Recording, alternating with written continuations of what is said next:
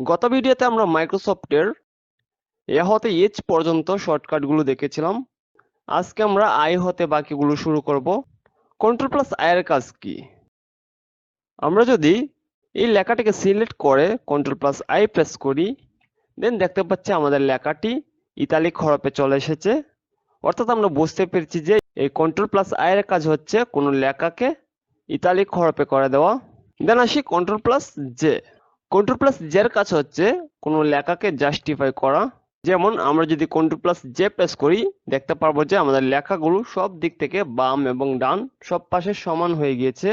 এটির মতো control plus J এর কাজ। আমরা যদি কন্ট্রোল প্লাস কে প্রেস করি তাহলে দেখতে পারবো যে একটি পপ আপ শো হয়েছে এবং এখানে রয়েছে ইনসার্ট হাইপারলিংক। অর্থাৎ আমরা যদি কোনো লেখাকে লিঙ্ক আকারে প্রকাশ করতে চাই তখন কন্ট্রোল প্লাস কে প্রেস করতে হবে।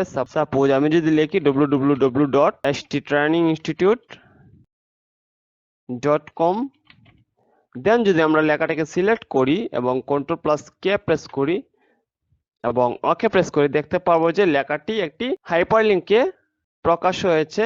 এটি মূলত কন্ট্রোল প্লাস কে এর কাজ। পরবর্তী শর্টকাটগুলো দেখার জন্য অবশ্যই আমাদের সাথে থাকবেন এবং ভিডিওটি আপনার টাইমলাইনে শেয়ার করে রাখবেন যাতে প্রয়োজনে দেখতে পারেন। ওকে, ধন্যবাদ।